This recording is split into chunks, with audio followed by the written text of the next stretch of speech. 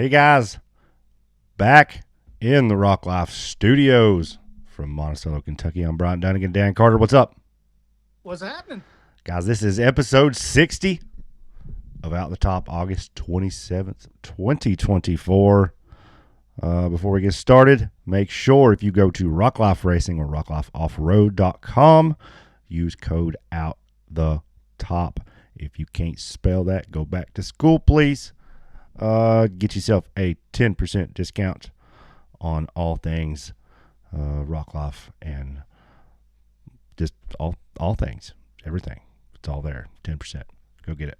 If that doesn't interest you, then remember we do have subscription membership packages available in YouTube world here. Link will be in the description. There's two different tiers. Guys, the upper tier, that's where it's at. If you're going to buy some merch, that's where it's at for you. For sure.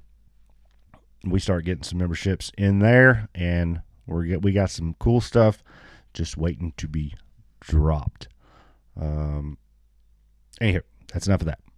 So, race this weekend for the National Rock Racing Association, round number 8, Rush Springs Ranch.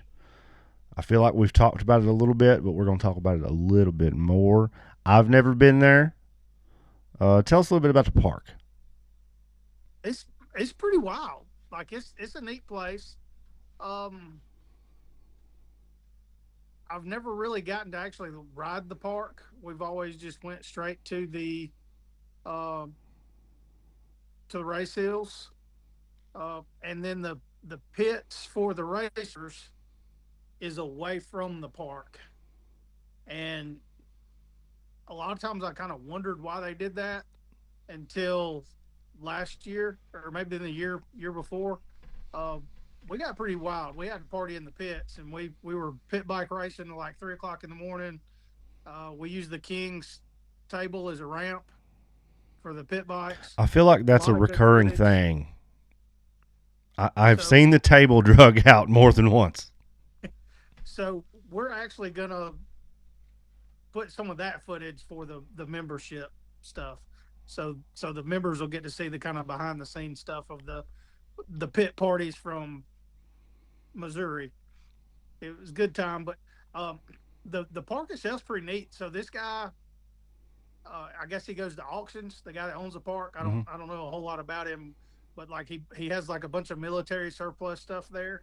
So you're liable to see him riding around in either like a G wagon or a camouflage front end loader, or I mean just all kind of wild stuff. The park actually has, I guess, like campsites available or little cabins, and the cabins are like cabin cruiser boats, like just sitting out in the middle of the woods. It's wild. It's definitely a place to see for sure. I've seen some video of that on. I want to say it was either. I want to say it was on the live feed on Rock Racing TV. I think they done a little drive by of some of the boat places, and I'd always heard that they were there. Of course, I've never been, hadn't Right, seen them, and like some of them are boats, like just a straight up boat, and then some of them is like a boat with a house built around it. right, yeah. Like it's pretty neat. One of these days I'll get out there. Oh Um, man, for sure. Yeah, the you got to go. the hills to me are deceiving Oh yeah, because on camera, I mean, you got the rock ledges kind of at the bottom edge of the hill, and then it just looks like an old dirt hill. Which I mean, it is, but how steep is that? Because like some of the videos I watched, it looked like the guys were having a hard time and getting, I mean, having to really get after it just to even get up the hill. right. Yeah, I'm terrible with like describing hills and saying like what the grade would be or what the pitch is, but I mean Can you it's compare that to anywhere else?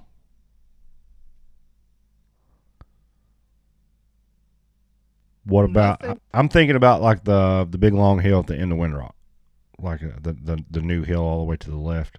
Is it anything? Right. Is it worse or better? Yeah, I would say it's similar. Like it's definitely a horsepower style hill.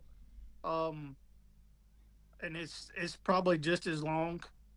it kind of gets less steep at the top, but when we were running there last time, you had to watch out for like tree stumps and rocks. The area was kind of overgrown where our paths were going through, and we could cut through anywhere we wanted to. Uh, it was just one of those things that, like, if you had an idea where you wanted to cut through, you needed to be up there making sure you wasn't fixing to cut through and hit a tree stump. Well, there was some talk about that on the live feed about a couple of the guys cutting some corners, and not that it was bad talk. They were talking about a couple of guys cut some corners, and then some guys didn't. And they actually made mention of that exact same thing. Clyde said on the live feed, the guys that are cutting the corners, I guarantee they've had their feet right where their tires went at least once today already. They've done walked it, done been in it, and seen it. And so yeah, that makes perfect sense. Anyways, I got to watch most of it Friday and Saturday. Of course, I was working, so I didn't catch it all. Friday, I was checking out the stock class and trying to keep up with that more so, and then Saturday, just everything. Got to see what it could look like a pretty good race. The short course, I'm still like, it looks fun, and I'm sure the drivers love it. I don't know what that does for what we do. Right. I'm kind of whatever.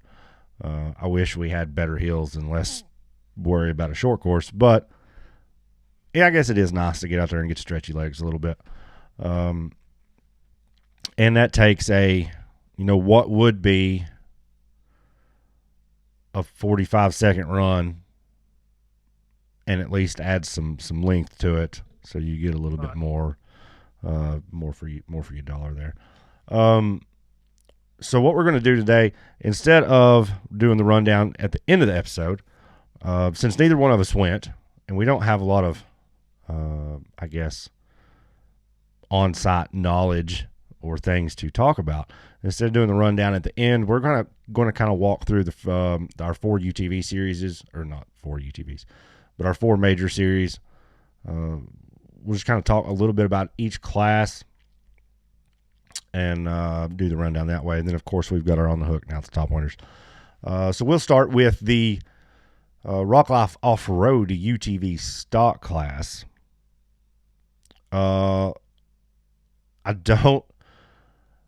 Cody Kaysen. He's been putting it to it. I don't get it.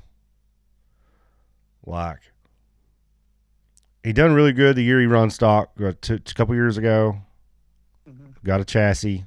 Done decent in it. Not going to say he done bad. He didn't do bad. He done fine. But he looks so much more comfortable in a full-bodied RZR, and I don't understand why. Right. But that machine he's got just flat works. And as long as he continues on, he could put it on cruise control.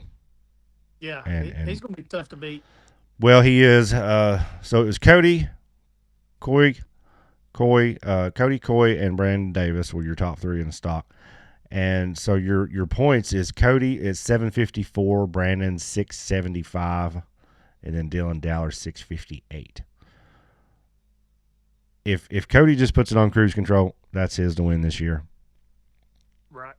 I'm really surprised Brandon is as far down as he is. That being said, he did have a DNF at Hawk Pride. That's 40 points worth right there. Right. So that puts him right back up in the mix. But I figured Brandon would be really hard to beat this year. But more so, I'm surprised about Dylan Dowler.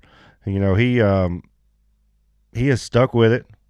He's run every race. He is points chasing, and he's been right in the mix since the start of the season. So good for him. UTV. Let's just do our Friday classes. UTV Unlimited class.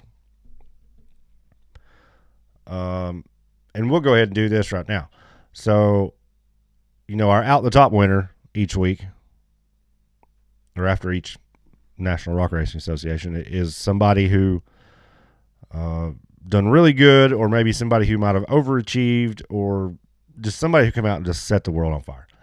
Right. And so we were talking before the show, trying to decide who to give this to because there were some really good runs. Yeah. And as much crap over the last couple of years that I've said about Nate about this driver, I figure it was only fitting to give him his flowers when he come out and just freaking, ran wide open and put a hurting on everybody. Nathan King is going to be our out the top winner this week. Right on. Cup class, just smoked them. I don't know what they've done to that machine, or if Nathan's been. I don't know what's happened. I don't know what he's done, but damn, he's fast. Engaged. Do what? I said he got engaged. Well, that's what it is. So that old girl done something to him, I guess. He's trying to save for that wedding. He's getting that prize money pay for that wedding. That's what it is. Put fire under him to bring home the bacon. Shoot. But Nathan was our cup winner. Casey Howe second, and Timmy all the way down in third, which, I say that and it almost sounds like I'm dogging on him, but we don't see him down there that often. No, not at all. For the season, Timmy is still your points leader with 732. Dylan Dowler in second place with 664.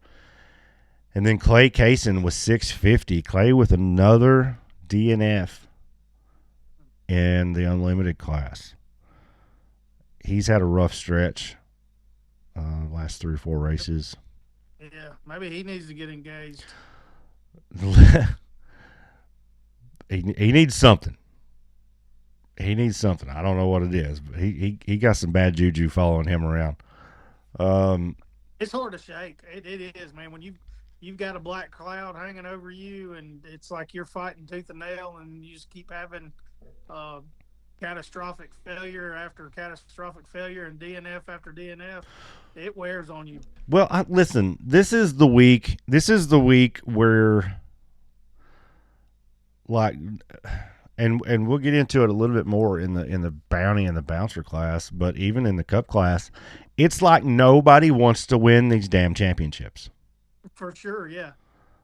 And I know that's not the case. I understand that, but. And I don't know if it's coming from the guys trying to overdrive to try and play catch up, or what it is. But a lot of our guys that are chasing these points that, were in striking distance of these championships, like a lot of them just bid it this weekend. And even going back to Pretty Place. Right. Same thing there. So I don't know. Nobody wants to win this stuff. Timmy was gone for a year, and now he's back, and everybody's just trying to hand it to him. The guy don't need no help. Y'all quit it. Finish your damn races. Bounty class. Now, I talked all that shit about Clay, and he comes out on Saturday in the bounty class and whoops everybody. Yeah. Ain't run bounty all year.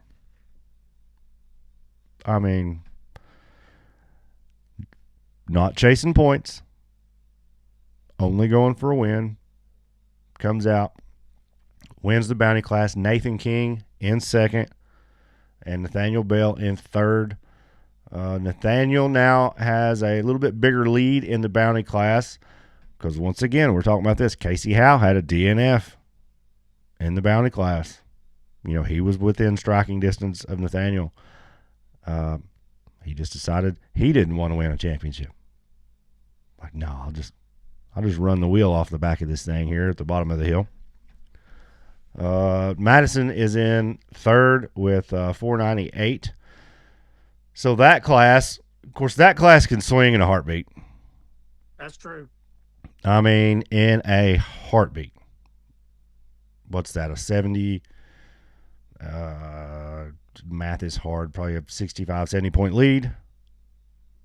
That is nothing to get wiped out in one race, especially in that class.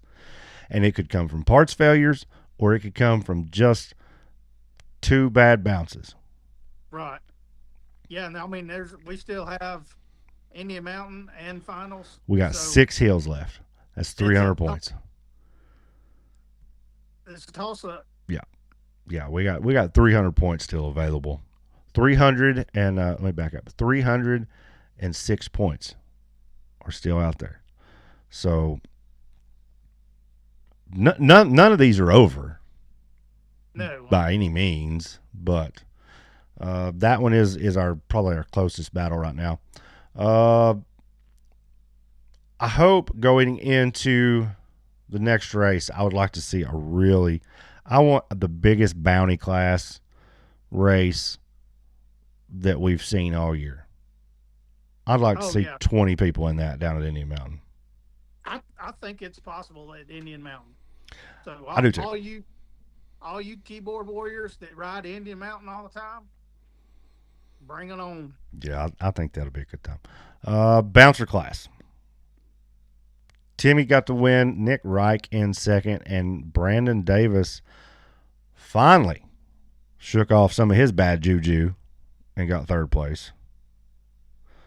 For the season, Timmy is 735. Daniel Heckley was 703. Coop was 671. Daniel was in second place going into this event. Had a rear steer issue. Had a really hard time on hill 2. Was able to salvage a finish, though. Yeah. Got a finish, so it could have been much worse. That's true. But, he was right there in striking distance. And although, since it was kind of a small crowd, he didn't lose that many points to Timmy. But it could have been better. Coop, honestly, I missed both of his runs. I caught just a little bit of one of them, and it just didn't look like to me, and I could be completely wrong. I don't know. It just looked like to me like he was taking it a little easy. I don't know after his deal at Pretty Place, if he's being a little conservative. Well, that and I think at Missouri last year he rolled the buggy.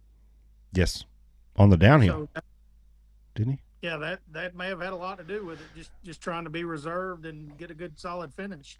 Yeah, I was kind of wondering going into this event how a couple drivers would drive.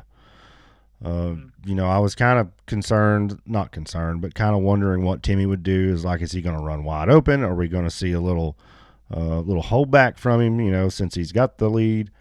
But yeah, he was wide open. Yeah, which is what I like to see. Overall, I think it was a pretty good weekend. Pretty good race. One of these days, I'll make it out there and catch that. So yeah, we've got some pretty good points battles. Really, none of our classes are really wrapped up. The bouncer is our closest, and going into a brand new hill at Indian Mountain, it is literally a toss-up in the bouncer class. Anything can happen at round number 9 down there. So that is something to watch out for. I was texting Matt Myrick during the race, and I was asking him, when Daniel was coming down over the hill, I said, did you find a good tree to get behind? Because Daniel smacked one of the trees coming down over the hill, and he's like, yeah, I'm good. And then speaking of the bouncers, this is where I'm going to give our on the hook for the weekend. So about halfway through the course, I can't remember if it was hill 1 or hill 2. I think it was hill 1. I was trying to watch the bouncers run. I was trying to mount a set of tires at the shop, and there's a recovery going on. It's Ben Driscoll. Right. So I set my phone down. It was sitting over here while I was mounting my tires or whatever. And mounted a tire. Still hadn't got him off the hill. All right, well, I'll mount this other one real quick. I'm going at it. Still on the hill. I pick up my phone. I text Matt Myrick. I was like, you're going to have to get over there and put some input on this or lead this recovery effort. And he texted me back. He said, I'm just the camera guy. I'm over here. That's them. So anyways, mounted another tire, Ben's still on the hill. I don't know, and we'll have to get somebody at some point to explain to us why it took them so long to get him down. But I feel like it took a daggone hour to get Ben Driscoll off the hill. So for that, he is our on the hook winner. Ben, sorry you don't get a prize. You just get to say you sucked. Jeez. It seems like the last couple races we've had some really long recoveries. And I'll tell you another one. Did you get to see the pictures or the aftermath of Dan Bowman? Man, I did, and that's scary. I mean, his whole cockpit was torched. Yeah, and I think this is not the first time that's happened to that machine. Right. I don't know. I'll tell you what. Let's call old Dan Bowman up and let's talk to him and let's just ask him about the weekend and see what'll happen. What do you say? Yeah, man, I'm down for that. I think we'll just hear it from the man himself. Yeah, let's get him on the line. Hello? What's up, buddy? What's up? What's going on? Well, you're just sitting here chatting. I heard that. Dan, you look so serious. Doing all right? Yes, sir. I'm doing good. It's a good deal. How about you guys? Pretty good. It's pretty good. We won't keep you probably, I don't know, 15, 20 minutes tops. Oh, okay. You're good. We're short and sweet. We don't do the 2 or 3 hour shows. Right. Well, shoot, you'd hear the F word probably 500 times if we do that. Because I got a little bit of sailor in me. Well, you know. All right. Nothing wrong. But, yeah, I mean, I'm here. I'm doing good. Licking my wounds a little bit, but that's part of rock racing. Yeah, so tell us what... Okay, we seen the video, but what happened?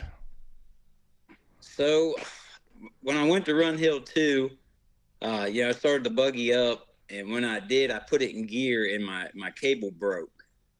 But at the time it broke, I had a forward gear, and I thought it would be good enough gear to run it, so I did. But I'm assuming, after thinking about what happened, with the cable breaking, there was nothing to hold it in the gear. When I pulled it in, I think it went to second gear, which is more than enough, for the buggy. I run at second gear all the time, but not having that cable there, almost let it jump between two gears. And it just fought itself the whole time. And pretty much I melted the transmission down and, it swelled the bottom of the pan out, which I believe pushed fluid out through the gasket area, and that's what pretty much set it on fire. Do you of course that buggy, of course we know that's happened, maybe not that exact reason, but that has happened to that buggy before. Yes. Do you think there's anything, connecting the two or three incidents, or is it just, it is what it is? No, I personally don't, because I think when it caught on fire with Jason, he was trail riding the buggy and got the tranny hot, and it blew a line, from what I was told when I purchased the buggy. And then when they redone it from that time, they put some lines on it. I think they're rated for 600 PSI or 600 degrees or whatever. And those did not blow. I mean, the breather hose out the top of the transmission was blowing fluid. But the tranny lines didn't blow. It actually blew the pan on the bottom down, and then it let all the fluid out right there, which is, I think, why the driver's compartment kind of went up so hot and so fast, because it blew out right under my seat and onto my legs and everything. Phew. So I think from my standpoint, if the transmission had a third gear, that's what I was in, but it didn't. So, it was just stuck between gears. I'm pretty sure of that, and I just melted it down, basically. Because when I took off, it was already in my mind, well, the tranny's junk, so I might as well just try to get my run in. And, Right. You know, I couldn't see it was white smoking. And, you know, your temperature gauge, I mean, it looked good when I got to the top of the hill, but I'm pretty sure the wire had melted off of it or the gauge had got so hot it quit working. And I just kept pushing and pretty much just melted the transmission down. Right. So it, you So know, what's the game plan from here? well, so we got a transmission ordered. Um, that's going to be the holdup. They said 2-week build time.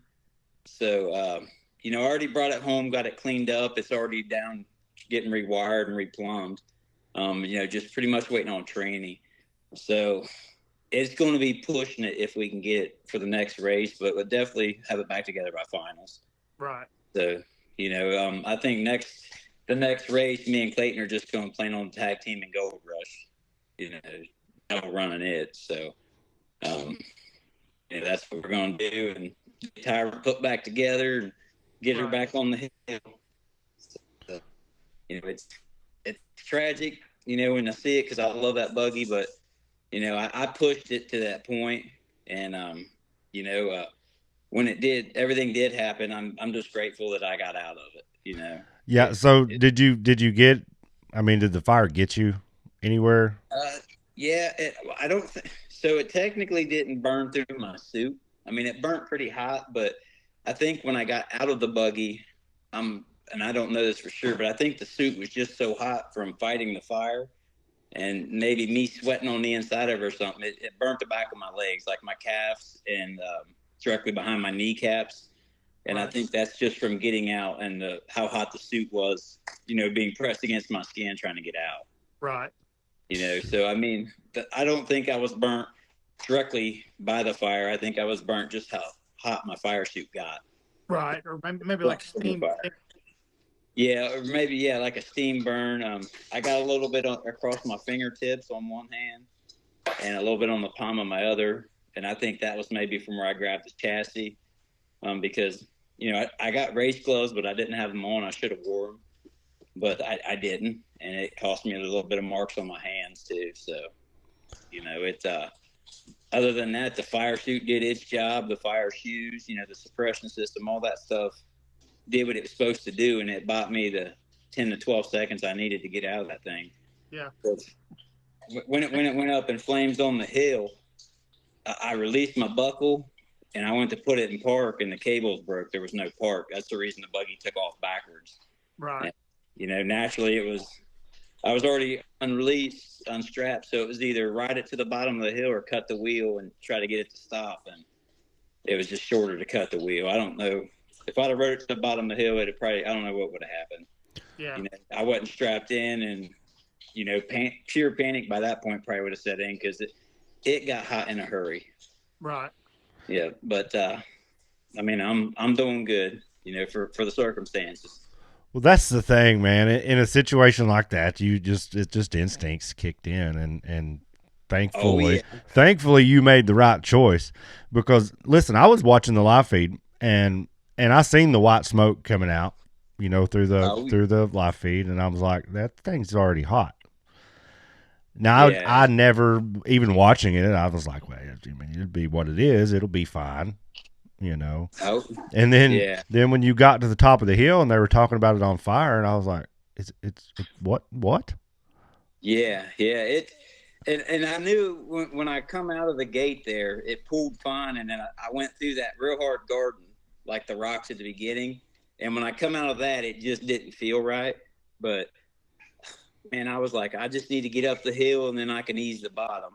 Right. And you know, when I got over to the hill, it was really in distress. The entire buggy, you know, the motor was fighting a trainee, and it was just I'm surprised it pulled up that hill. You know, to be honest with you, it growled all the way up through there, and I'm pretty sure that either the transmission sensor or the wire got melted off. Because when I got to the top of that first hill, I looked over and it said it was like 186. You know, the trainee temp. Right. So I come on down that hill pretty hot and was like, I just got to get up one more time. Right. But the second part of the hill, about halfway up, right before it pretty much exploded, it just quit pulling. And no sooner than it quit pulling, I thought I just need to go left and try to get it back down, but it was too late. It just exploded, you know. And it's I was expecting the tranny to stop, but the ball of flames that come with it. I guess as a racer, I wasn't thinking about it. I'm like, just push her till she quits, and Right. that's what I did. So Yeah, you've got this plan of what's going on in your head and what you expect to happen, and man, we're glad everything's okay because that's totally unexpected when something like that happens, and you hope you would never need your fire suit or fire shoes or your gloves or especially the suppression system. And when all this come about, everybody's like, oh well, that's just a rarity for something like that to happen, but you, it's you better to have it and not need it than need it and not have it. absolutely, and I never thought I would have to use it. And it's when I bought my fire equipment, I bought the best fire rated suit that money could buy, and Right. all of that. I didn't cheap on none of it. And after this weekend, I'm glad I didn't. Because had I not had a fire suit on, I don't know, it would have been tragic. Even I don't even want to think about it. Because it would have been bad. that's one thing I've always been, even back, 25 years ago when I run circle track. Yeah. And listen, when I say we run circle track, I use that's a vague term. We had an old super street car that we threw together in the garage. And listen, if something was going to catch on fire, it was probably that. Right. And I showed up to the racetrack.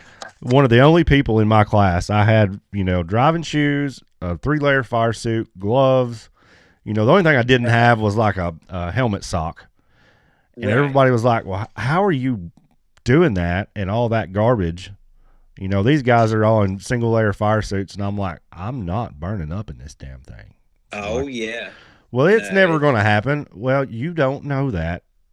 Oh, yeah. We hope it never happens, but right. It's going to get somebody. It's going to get everybody some way, somehow, at some point if you stay in the game long enough.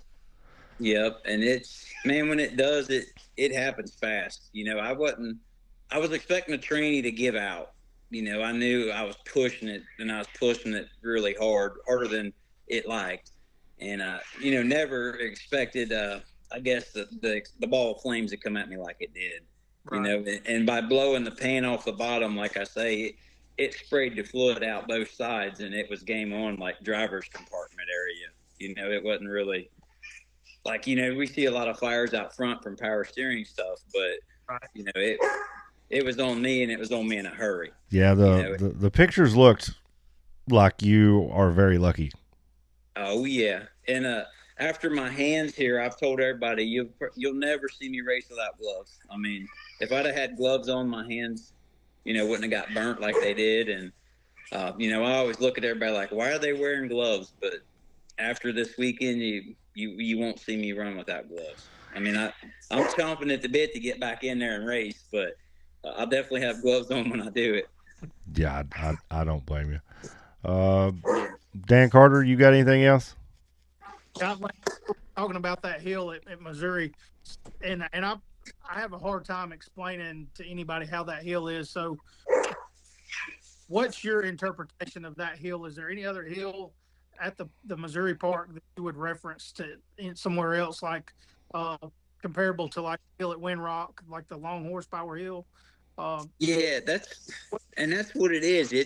It's a long hill, like a horsepower hill. So that's why I made the buggy so mad, because you're not getting up it unless you're in it. Right. It's just such a long hill. You gotta really give it to it. And like the hill at Windrock, and any of them hills that's mega long. It ain't like we hit a wall and go. You hit a wall, go, and then you got 100, 200 yards. You got to keep climbing. Right. And it's a long hill, and it's a fun hill when your buggy's on point and working. It's and it's man, I told the buggy thank you. It pulled me on up that hill when it shouldn't have. It popped me all the way up it, but it did what it was supposed to do. Well, that's good that it got you to a place that you could stop it. Yeah. Yep. Like and when I got out of that thing, I had another fire extinguisher. It's mounted right here above my head, but my seat was fully engulfed, and it was like the seat, the fire extinguisher, and the gas tank. And you know, I was like, it's gonna have to burn. I ain't getting.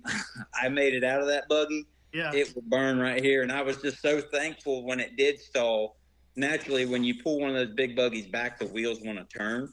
Right. So I don't know if that's what happened or I turned it or what, but that buggy started turning, and it just worked out for me. I mean, it was the best scenario that ever could have happened was to roll backwards because I watched the video, and when I rolled backwards, it actually sucked the flame kind of out the front of the buggy, which I don't know, maybe gave me a little more time around my helmet area and stuff to, you know, get out of there. So it's, I don't know, you know, it's a bad deal, but looking back at it, I mean, that buggy can be replaced. You know, I'll replace it 10 times before I have to replace myself because Oh, absolutely. you can't do that. No. Yeah.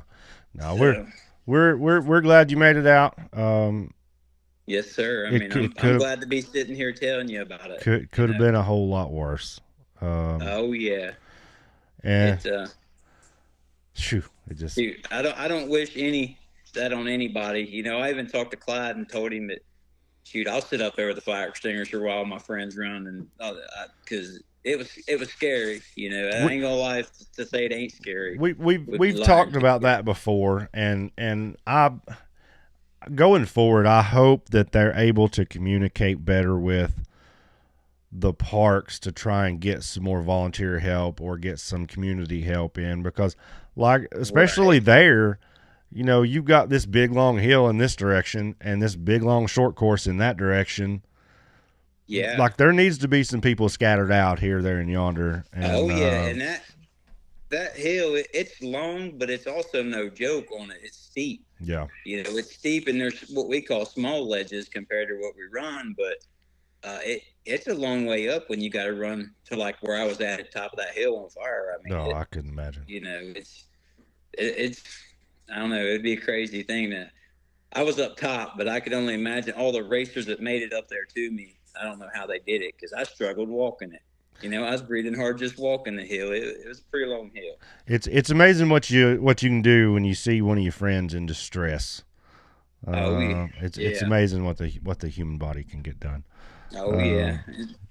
Anywho. I mean, I appreciate all them guys too. I mean, it's a good feeling when I know the buggy's at burning, but when you see guys there that actually made the battle up that hill, you know, it's relieving, you know, just to see them. So yeah. All right, Dan. I told you we wouldn't keep you long. We'll have you back on. I want to have you on sometime after finals and get you on for the full show. We just kind of wanted to check in with you and see how you was after that little deal this weekend. We will be at Indian Mountain. Listen, I've heard Indian Mountain is going to be another long, straight uphill. Oh yeah. So and that's what. So I called Clyde and talked to him and said, you know, if we got a double run a buggy, I'm going to have time in between it because the buggies we got, you can't really run back to back. Right. And Clyde said, man, if you guys draw numbers together, we'll make it work. Right. I said, because I want to race, but naturally, if mine ain't fixed, we got a double run one. And he told me not to stress out about it. So, you know, they're pretty good about working around that. That's oh yeah. And I told him I don't want any favor I'll run it first if I got to. I just need that time to let the buggy cool down and let so Clayton can run his or however it works out. You know, judging by the pictures I've seen and the talking I've done to the people in Indian Mountain, I feel like you're going to have plenty of recovery time for that buggy to get cooled down because there are some really big rocks. Okay. And it's some really big rocks and a really long hill. It all depends on what kind of mood Clyde's in when he gets down there to pick the courses out. So I got you. Yeah. So I need to get out and do a little seat time in Gold Rush because I ain't been in it in over years. Yeah, you might want to drive it just a little bit. Yeah, I have raced it once, and it lasted about 10 seconds, and it was on its top when I first got it. But before we let you go, I want to ask you this: you've had a handful of buggies. Yes, sir. And I feel like I'm going to know your answer because you're driving it. But out of the ones that you've had, is Tyrant the one? Is that been your favorite one? For me, yes, I felt the best in that buggy. As far as just, I guess when I strapped in it and went, it felt good.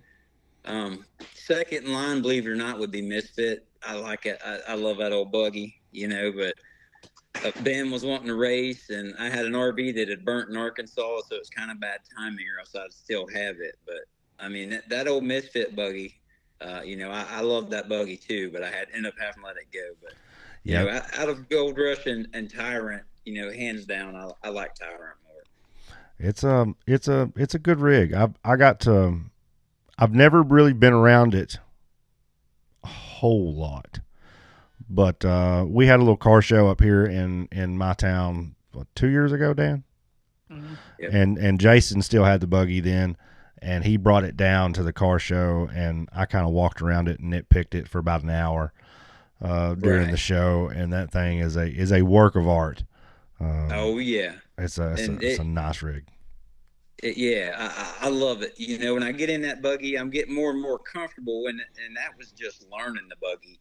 The buggy works, and Timmy's proven it. But also, I'm no Timmy.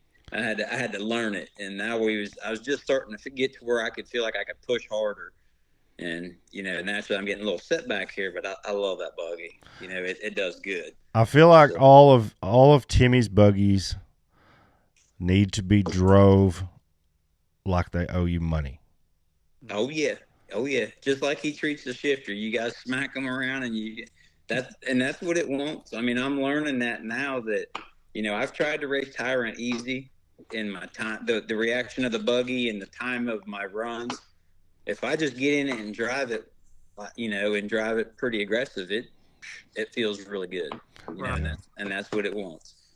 Yep. So it's shoot, I'm hoping that get all this stuff ironed out this year and really learn the buggy, and then next year, we're going to try to really put it down and get on the podium a lot more. Well, Right shoot, on. man, you've done good this year. The improvement from when you started to now is just unbelievable. Oh, I appreciate Yeah, that. yeah. You and Clayton as well. You guys Right, are really bringing it and putting some pressure on some of those guys. So, right. Well, man, it feels good to just be running with them. So it feels good. Is all I can say. right Yeah. on, man. Carter, you got anything? No, man, I'm good. All right, Dan. Thanks for coming on, brother. Like I said, we'll schedule you back on here at the end of the season and have you on for Okay, the full episode and get some more backstory and that sounds good. and I appreciate you having me on, and like I said, glad to be on there with you guys. right on, man. I appreciate it. Yep. Talk to you later. See you, bud. See you, Dan. All right, man.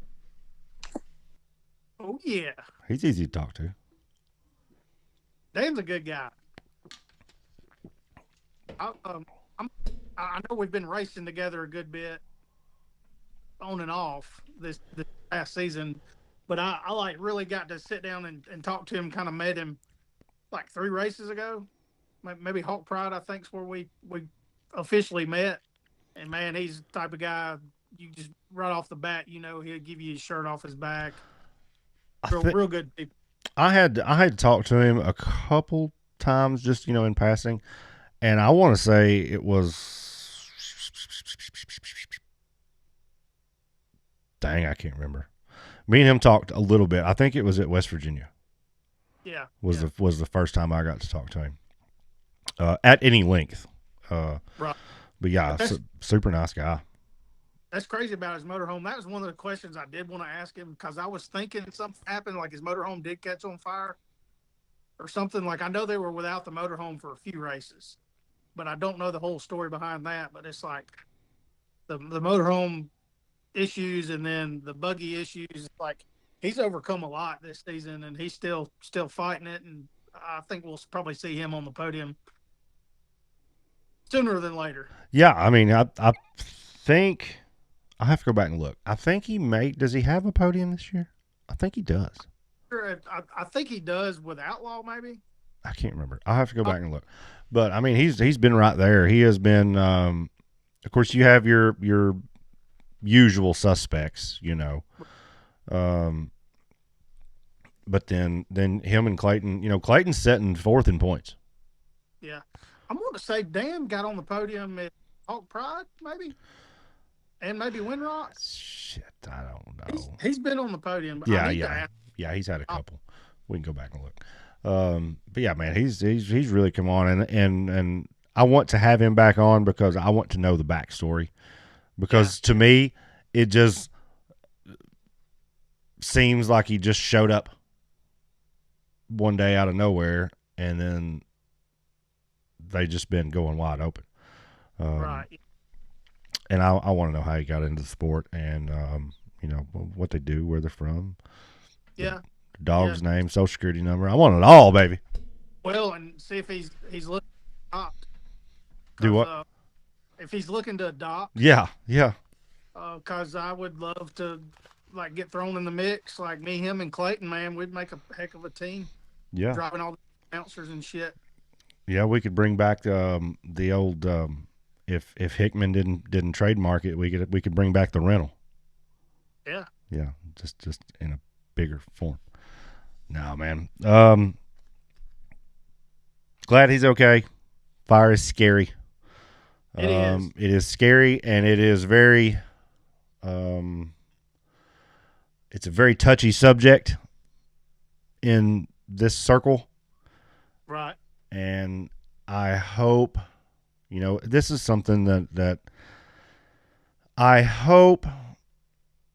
I'm trying to figure out how to say this without just being rude. I feel like we've talked about this a couple times on here about how our bunch gets comfortable. Right. And not just with safety, but with everything. Sure. You know, we get comfortable, we get lazy. And I know we can't have people everywhere. I get that. Right. These courses are too long. That could have happened anywhere. But when we're sending guys up mountains and down courses, there needs to be a little bit more. There needs to be a little bit more on the course, I guess. A little bit more, a few more people stationed here, there, and yonder. Right. And ultimately, that does fall on the series. But I feel like that should be something that should be worked with the park. When you schedule a park in the contract for the park, give me 15 people. Right. And 15 people that's going to stay on their toes. Yeah. Like we've seen parks that have 20 people, but those 20 people aren't doing any good when you're watching them do recovery and half of them's on their cell phones. Yeah. I don't know. There's a reason that I'm here and not doing that, because I would probably suck at doing that, but it's a lot easier to talk about it's a lot easier to talk about all the things that somebody else is not doing. Right. And I'm not anybody. No. I after that, and you know, there's always recovery, and especially the big bouncers, they're more prone to accidents like that. So especially when they're running, I feel like everybody needs to be on their toes. Yeah, and I do applaud the guys who did get there. Like I said, I was texting Matt Myrick about it. You know, he was one of the first ones there. There were drivers sprinting up that hill. I really need to go back and look at the video. I didn't realize until I seen the pictures that the fire was that big. Right. Like, I really didn't. And it was because I was at work while I was watching it and doing stuff and just kind of catching, you know, listening and catching part of it here and there. I just don't want us to get comfortable. I don't want us to get lazy.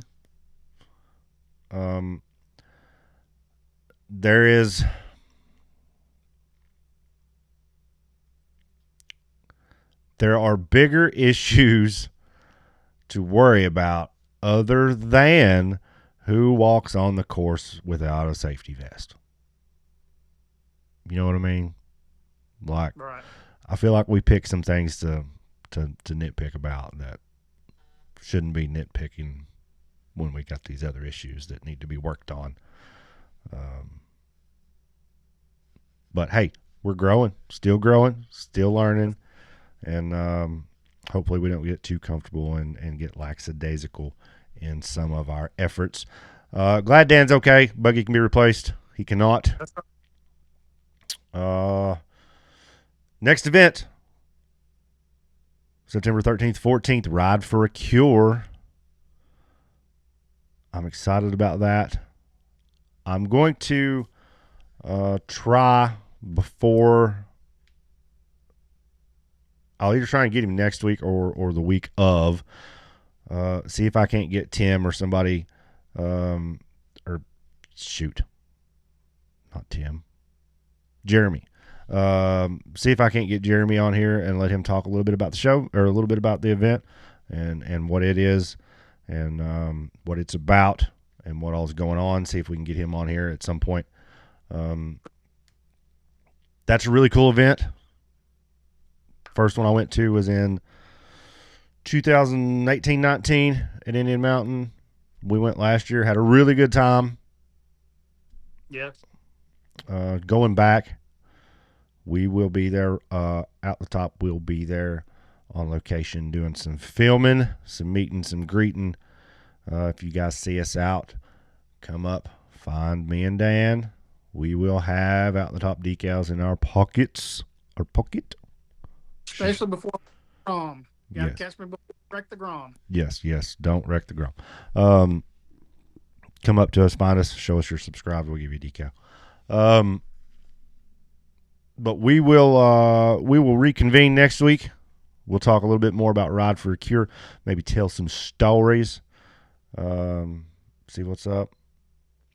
I don't know. What you got? Anything? You want to tell the people? You want to tell your fans anything, Dan Carter? Stay easy. Stay easy. Bye.